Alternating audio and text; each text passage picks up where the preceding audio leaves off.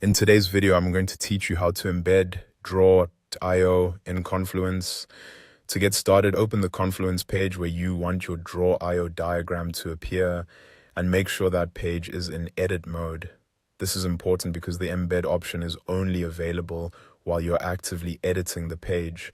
Once you're in the editor, take a moment to decide exactly where you want the diagram to be placed. Choosing the right location now will help the page look cleaner and make the diagram easier for others to find and use. Next, click directly into the area where you want to insert the diagram, then type /draw.io. Confluence will display a list of suggestions as you type. From those options, select Embed Draw.io diagram. As soon as you click that option, a pop-up window will appear. Inside that pop-up, you'll choose the diagram you want to embed. You may be able to pick from several sources such as recent diagrams, Google Drive, OneDrive, GitHub, uploads, a URL, or an import option. The exact source you use depends on where your diagram is stored, so just select the one that matches your setup. After that, choose the diagram you want, then click Select in the bottom right corner of the pop-up. Give it a moment to reload.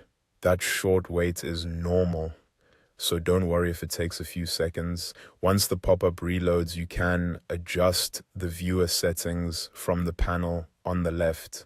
This is where you control how the embedded diagram will behave on the Confluence page. You can enable options like Simple Viewer, Lightbox, Center, and High-Resolution Preview. You can also set things like the toolbar, links, and zoom.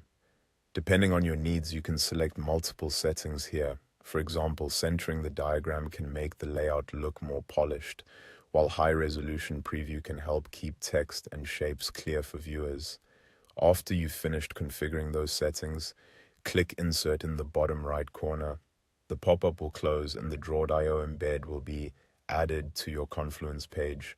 At that point, give it a little time to fully load inside the editor so you can confirm it appears correctly.